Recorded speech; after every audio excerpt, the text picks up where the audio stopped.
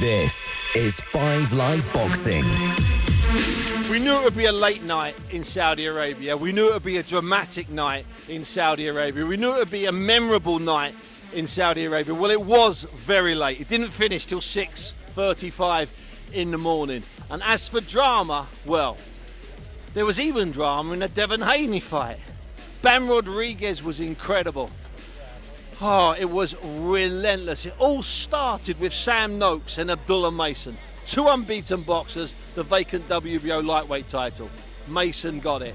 And it finished with Anthony Yarde being stopped, rescued from his own bravery by the referee in round 7 against David Benavidez. But just results and just names do not tell the full story. I'm Steve Bunt, it's a bit emotional, and this is 5 Live Boxing.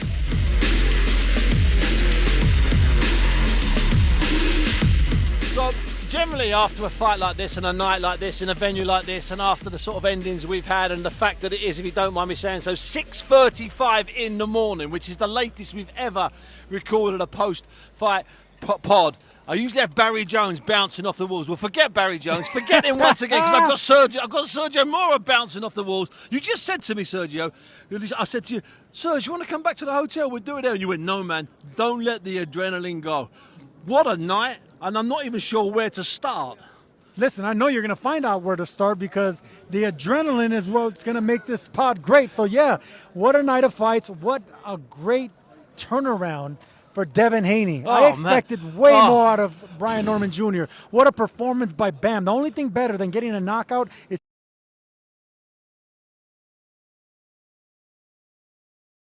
pitching a shutout. And what can you say about the Mexican monster, man? Well, there's something deceptive about David Benavidez, because I'm looking at him and I'm thinking, why isn't Yarde doing this? Why isn't Yarde doing that? Why isn't Yarde doing this? And then I spoke to Yarde briefly, and I don't think, between us, I don't think Yarde realises what he couldn't do. Benavidez, he's got timing, he's got power, he's got presence, he's got confidence, and he just broke down Anthony Yarde tonight. Listen, Anthony Yarde had the right game plan in mind. He was trying to intercept and punch in between the long arms of Benavidez. He couldn't compete with the speed of the Mexican monster, but he could compete with the power. I actually had Yarde having the heavier hands between the two. But what good is power if you can't land that power? What good is power if you don't have the speed behind it? If you don't have the pressure that Benavidez, the presence? I mean, he closes the ground down. He imposes his will. Yeah. And also, for a big man, a big tall man with long limbs, he can land shots. When he's on your chest somehow, he lands a little shot. Then he moves just a fraction there and he lands a big shot. I mean, I said deceptive, and I got a smile out of the monster. I had to be careful. He has long arms, right? 74-inch reach, but he can fight on the inside really well. How does that even possibly work? That shouldn't even be the case. He has the same frame of Diego Corrales. Tall. He has lean shoulders, he could work inside, shoulders, long arms, and they punch real explosive in a little square in front of you. It's a very rare thing to do. Most guys have to pull back their punches and land. He just lets them go. Right here, right in front of you. And once he starts digging to the body, those headshots are bound to they're bound to collapse. You know. Now, we'll talk about Yarde in a second, but for Benavidez, that was a statement tonight. That was because he made a dangerous fighter look. Average is maybe too strong, but he broke down and took care of a dangerous fighter comfortably. No, what's that saying? You need to give an exit to a dangerous animal that's backed up. Yeah. Anthony Yarde was backed up against the wall. Third time Several for times. a champion. Yeah. Plenty of times. Yeah. Against monsters, Kovalev, Beterbiev, now Benavidez. Anthony Yarde was back against the ropes. He was fighting for death, but he was just in there against a better, stronger, more determined monster in Benavidez. And then by the time the 7th round, that was when we thought that the Yarde would start letting his hands go. Because we were thinking maybe he's just conserving just a little bit. Just conserving a little bit. Of course, Benavidez doesn't allow you to conserve. Then in the 7th round, over in the far corner from where we're standing here, the ring's completely gone. There's a whole flurry of activity here. Over in that far corner, Yarde goes down from 5 or 6 shots, goes down on his knees, and he gets hit with the last of those shots, which is it late? Yes. Is it intentional? Maybe not. Is it illegal? Yes. Was it intentional? No. I don't think it was an intentional shot from Benavidez. I think he was in motion. But to see that happen to Anthony Yarde, who I saw him against Kovalev fight his heart out. I saw him take unbelievable punches from Beterbiev. Okay, he's a couple of years older, don't get me wrong, but that was shocking. monsters only have a certain amount of wars in them. Yeah, and absolutely. Anthony Yarde. Tank. Anthony Yarde got a late start. He only had a dozen amateur fights. Yeah. He's already ahead of the game. Yeah, he good already point. fought 3 of the biggest punchers in the championship Yeah. level. I mean, he's ahead of the game. He's just one of these guys that just didn't have enough experience. He started too late. You can make excuses, but you can't excuse how brave he is. The courage that he had to face all the murderer's row at light heavyweight. You got to applaud Yarde for that. Hey, listen, just 1 second. I'm going to pause you there for a moment, Serge, because when the fight was over, I couldn't get up in the ring. That's an ongoing debate situation to be discussed another day. But I did follow both Anthony Yarde and Tunde Ajayi from the ring to the medical centre. How are you? You okay? I'm fantastic. A very tough ending, and a very tough ending to the fight. No, he's a hell of a fighter. Was it better than you expected? No. I knew how he was going to come. So when you're in there, he just caught me with a good shot in my nose. When I was dipping, I feel like it was competitive. It was. Yeah, it was competitive. So I know how he comes. He comes with good pressure. So I was boxing, thinking middle rounds when there's a dog rounds, dog for dog, thinking that we'll exchange or whatever. But when we did exchange, he's got quick hands. He caught me first, hit me with a good shot in my nose, and then that little when I took a knee and he hit me when I was down. Good shot when you were down. I was dizzy after that. So that's why you stuck in there. You carried on throwing punches. I stuck in there. I'm a fighter. You are a fighter. Listen, you're going to go into the medical tent now. I'm going to leave you. Listen, let me just tell you. Come on. Well done. Tunde, just quickly, if I just grab a word with you. I think Benavidez is a little bit better than we maybe expected. I think he's deceptive with his punches. Not really. We were expecting that. We were expecting the punches in bunches. The main thing was to try and keep boxing him, keep catching him, coming in. But we saw why so many people don't want to fight him. Yeah.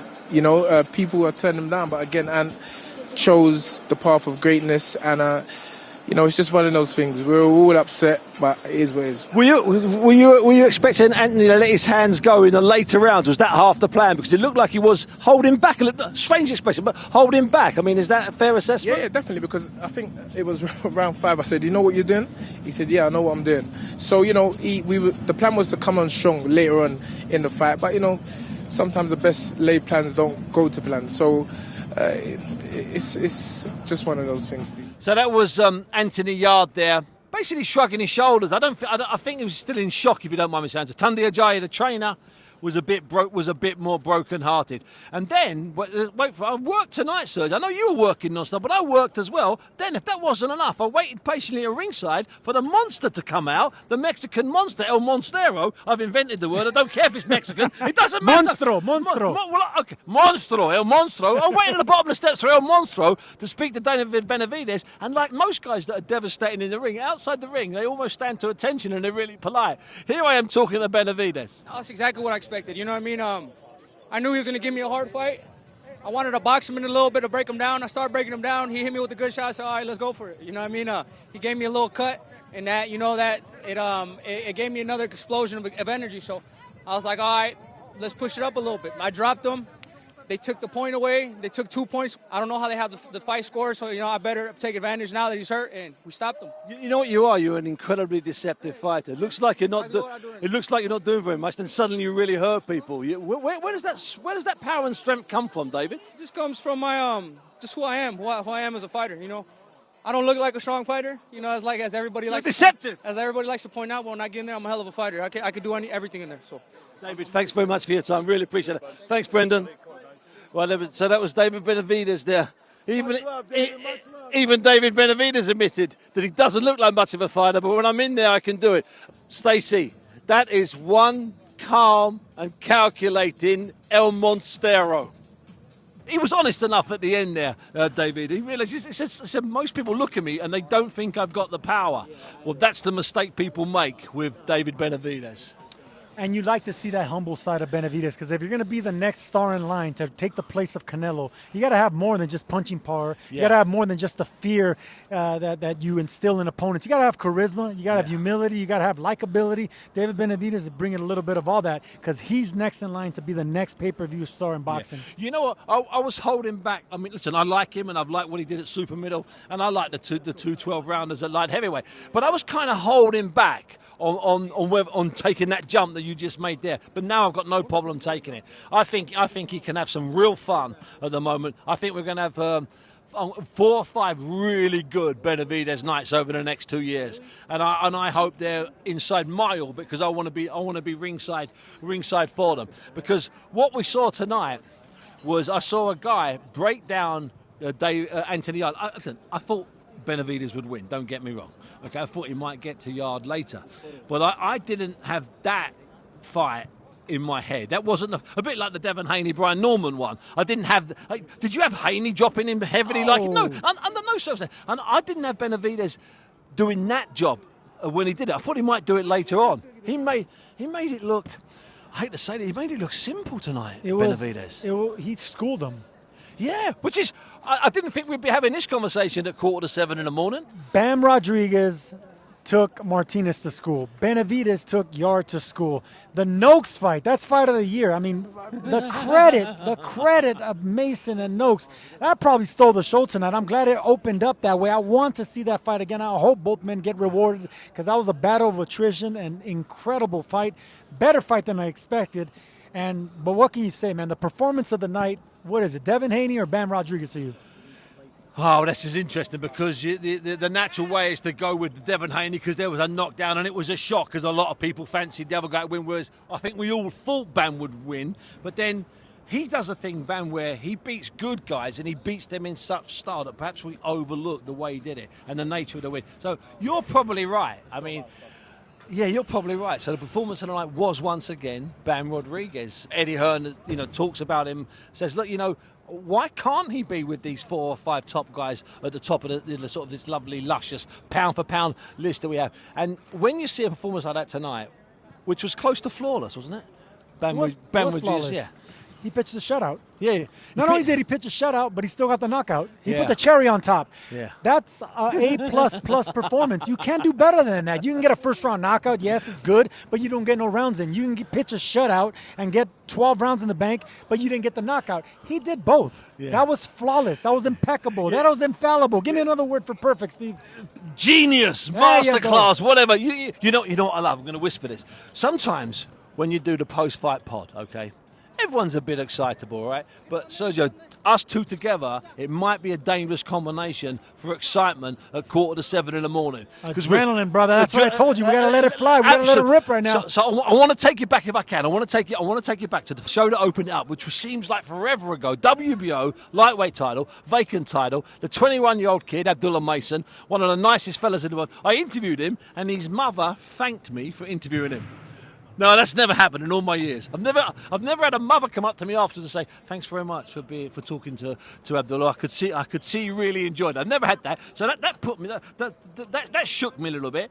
And I saw Sam Noakes go back to the corner after about 2 rounds with a really odd look on his face. It was like, this kid's as good as they've been telling me he is. And then I saw Abdullah Mason go back to his corner after about 7 or 8 rounds, and the look on his face said, this kid's as strong as they told me he was. So somewhere the cocktail mix in the middle of those two sort of looks I saw on faces was, as you say, a potential fight of the year. Sam Noakes, if you're listening, keep your head up, mate. You made more fans in defeat than any other person that's ever been in that type of war of attrition. That was an incredible fight, a fight of the year worthy fight, and he did it against the youngest champion in boxing, precocious, gifted, talented, mean guy in Abdullah Mason. There's nothing to take away from that performance. It's just there has to be someone who doesn't win, because I'm not going to call a loser, Mason a loser. No. He just didn't win tonight. Yeah. Can you remember the fight that you had where it suddenly was so much harder than you'd ever had previously? Suddenly you're in round 5, 6, 7, 8 or 9 and you're exhausted. and the fight's unbelievably hard, and you're going to places you've never been before. Can you remember the fight that you had like that? That's what happened to those two tonight. They both went to places that they might have believed in sparring, they've done it. They might have believed they could do it, and they maybe had glimpses of it, but they actually went there tonight. Not for one round, but for, I would argue, 8 of the 12, if you don't mind me saying so. Can you remember, was there a moment in your career, Sergio, when you suddenly went, oh, wow, this is what they're talking about. This is grim. I would love to be, stroke my own ego and say, yes, this fight, but no, I was too defensive-minded. I didn't want to get engaged in war. I didn't want to get hit. Forget wars. I didn't want to bleed. I don't want to put my line on the line, my neck on the line like that. Hey, you can call me what you want. I'm about being sensible. Whatever. I wanted to get out with my safety, and I was proud of my defense. I didn't want to get hit. I didn't want to go to war like that. My trainer always told me, you take a good punch, Sergio, but why do you need to get punched to make people happy? I'd rather you make people miss completely, and I made a career doing that, and that's why I'm talking here with all my marbles for not getting hit like that. Adrenaline and marbles is a glorious mix. Anyway, afterwards, Sam Noakes was in getting his eye, which is a really nasty eye. I'd like to have an update on the stitches in that. But I spoke to his manager, Francis Warren, who was outside the room. Here's Francis with me afterwards. Listen, Sam Noakes went in there tonight and proved he belongs at elite world level. No hesitation putting him in with any of the top guys at all after that performance. Did himself and his family and everybody associated with him proud. And it was just so close. Every round was tight. Every round was very tight. He had a bad cut in the first couple of rounds, which was from a clash of heads. Which was from a clash of heads. Video replays have showed that. So if buts and maybes aside, the fact of the matter is, he done himself proud. Congratulations to Abdullah Mason. Listen, it's a great rematch down the line. Sam will go away, regroup, definitely heal up because he's a bit bashed up. But look, if it weren't for the clash of heads, who knows? 115, 113, you can't argue with it. And I don't think the other side would have argued if Sam had nicked it either. It was a terrific fight. Sam looked like modern day Arturo Gatti in there tonight. He did. Gilberto Mendoza from the WBA came up to me and said he's getting ranked. Gustavo Oliveira came up to me and said he'll get another chance. Turkey loved it. My old man's proud of him. I'm proud of him. Carl Moretti said he didn't know he had it in his locker. He just tested their star prospects all the way. Listen, a new star is born tonight. Although he's not got the result, I think Sam Noakes' star has risen dramatically, and I think we got a new star of boxing in the UK. And both of them went where they'd never been before. I mean, it was obvious. It was taken out of both of them, and they just both willingly went there. I mean, they were both absolutely exhausted by the end of it, but both still trying to take each other's heads off. I mean, if they'd let their shots go like that in the 12th round, that they were throwing in the 12th round in the first round, I don't think we'd have seen round 3. So, listen, credit to both guys. This is sport. There's got to be a winner and a loser. Unfortunately, we're on the bad side of it tonight. But I'm immensely proud of my mate Sam, who went in there tonight and did himself, his country, and everybody associated with him proud. I'm very, very, very. I'm gutted, obviously. We don't like losing, and this is a bitter pill to swallow. Don't get me wrong. We wanted to go home with that belt. And if it was based on effort alone, he would have a belt round his waist. But unfortunately, it went to the scorecards, and the judges felt the other guy did enough, and that's sport. Francis quite rightly talking there, Sergio, about let's do it again. I don't, and he used the same expression as you. I don't think he lost tonight. I don't think he wasn't talking about the decision. He said, I'm not treating that like a defeat. That was just brilliant. And let's do it again. There's no losers like that. It's like Gotti Ward. It's like Gotti Ward. There's no losers. We got a trilogy for the ages. But of course, there was one man that won more fights, two fights out of the 3. Doesn't matter. People don't care. They won the hearts of people. They won the hearts of fans, and that will forever be one of the greatest trilogies because they shed blood. It was an incredible story. Maybe these guys are going to be doing something special if they do it again. And the thing is with Abdullah Mason is that because he's 21 and because he'd beaten the guys he was meant to beat. Let's get that right. So I think he probably answered some of those questions that people were wondering what would happen if he was in a dogfight with someone that was naturally and physically stronger. So he answered all those questions, and Sam Noakes answered all those questions. That's a great fight when both unbeaten guys can answer every question that's out there. And that's the reason I hate that there's a person that didn't win. I refuse to say the L word. I'm not going to say the L word. There was just someone that didn't win. All right, but both guys should leave with their head up because there's a bright future for both young men, and Noakes will return. Yeah, Noakes will return because, I mean, I know that he's fine. It's just got a few stitches. That's not a problem. So we've dealt with Yarde, we've dealt with Noakes, we've dealt with Abdullah Mason, we've dealt with David Benavidez. Let's get on to you now. Where are you going next? I got to catch a flight. No, apart from catching a flight, where are you going next? Because I'm going to Miami. I'm going to Monaco. I mean, this year's been. Are you complaining? No, I never complain. Me neither. No. I'm going from Saudi Arabia. I'll probably be in Arizona. We're going to be in Texas, California. We're going to go all over the place. We're going to be doing New York. I think Shakur Stevenson's going to end up in New York.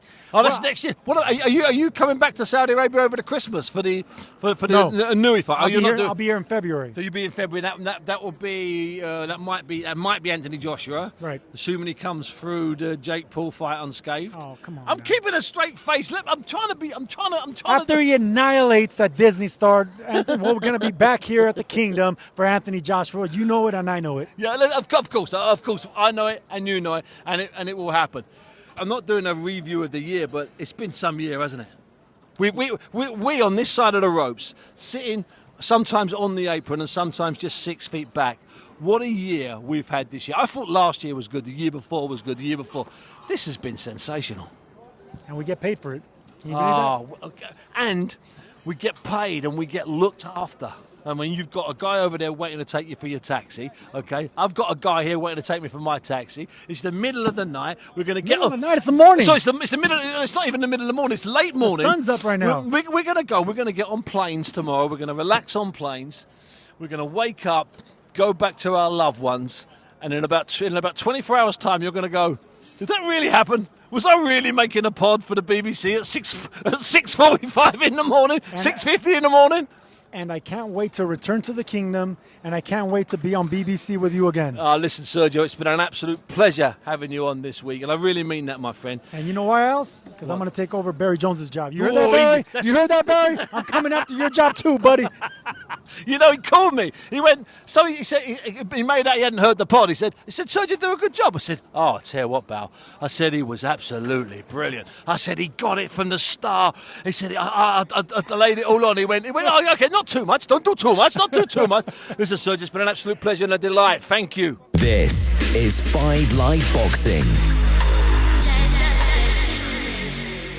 So it's now 7:07. Sergio's just got in his taxi inside, and it drove through the door, and outside, for the first time ever, there is blazing sunshine, and it's not just the start of the sun, it's full sun. It's up above most of the buildings. It's that late. I've never known a night of boxing end this late. The sun is well and truly up. The stars are gone. Now, we came here, Ryan and I, about 9:30, 10 o'clock last night. That was 4 world titles ago. Every single one of those fights had something.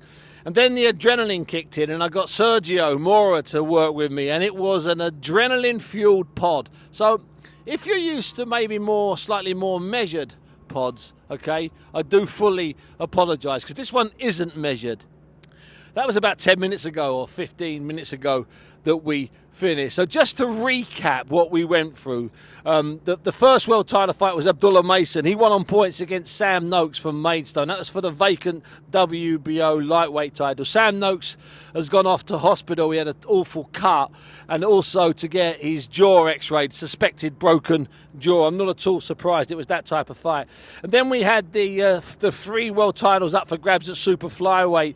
The Argentinian Fernando Martinez, who was such a star last week because he was getting in the face of Jesse Bam Rodriguez, but it doesn't matter about getting in the face of Jesse Bam Rodriguez on the safe side of the ropes. In the ring, he's impeccable. He's flawless. He's one of the top 3 or 4 fighters in the world. He won that in the 10th. And then the kind of shock of the night, I suppose, Devin Haney challenging the WBO World Heavyweight title against Brian Norman. Brian Norman was unbeaten, but he was also untested. I'd seen him in March in Las Vegas, and he didn't really impress me. I'm not being an after time. I talked about that on the pod earlier this week. Anyway, Haney dropped him, I think, in the second round. It went the full 12, and Devin Haney won the title. That was against the run of play. And then it was Anthony Yarde in his third world title fight. The first two, as Sergio was saying there, and Sergio was really giving Anthony Yarde some unbelievable credit. The first two were really hard fights. One of them took place on the edges of Siberia and Russia. He lost that one in a place called Chelyabinsk, where the river runs through the city, and that divides Russia from Siberia. Well, that's what I was told at the time. Hey-ho, maybe I'm wrong, who knows. Anyway, the second world title fight was against Artur Beterbiev, who was probably the top light heavyweight in the world at that time. Anyway, it didn't work tonight or last night. No, it was this morning, I guess. It didn't work 2 hours ago or 90 minutes ago for Anthony Yarde, and he was stopped in the seventh. I managed to grab some time with him and Tundi as they were going to the medical room. I had to walk with them because we couldn't get up in the ring. But about 5-6 minutes ago, just as I was walking out here into this sunshine, I've had to take my jacket off, it's that hot. I saw Yarde leaving with all of his loved ones.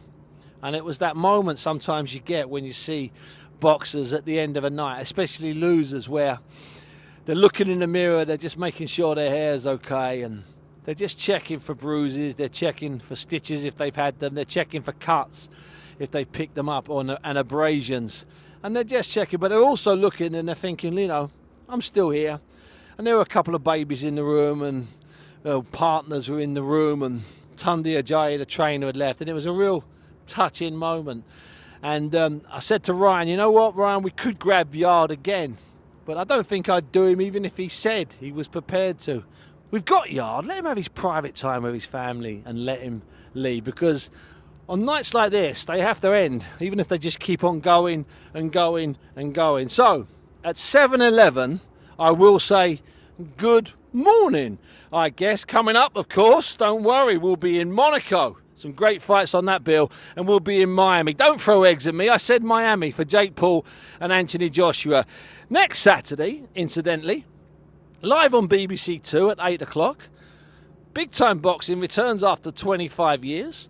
And it's Jamie TKV fighting Fraser Clark for the vacant British heavyweight title. Alternatively, that's in Derby. If you fancy seeing Ben Whittaker, he's on a DAZN show promoted by Eddie Hearn at the NEC. You see? We do it for everybody. We do it for absolutely anybody. I've been Steve Bunce. This has been nearly a week in Riyadh. Thanks for being with us all week. Thanks for downloading the pods. Thanks for putting up with this absolutely ridiculous end of night pod. I'm not sure whether to go out, sit by the pool, get a coffee, not get a coffee, have a sauna, or go to bed. You know what? Perhaps I'll do all of them. I've been Steve Bunce, and this is 5 Live Boxing.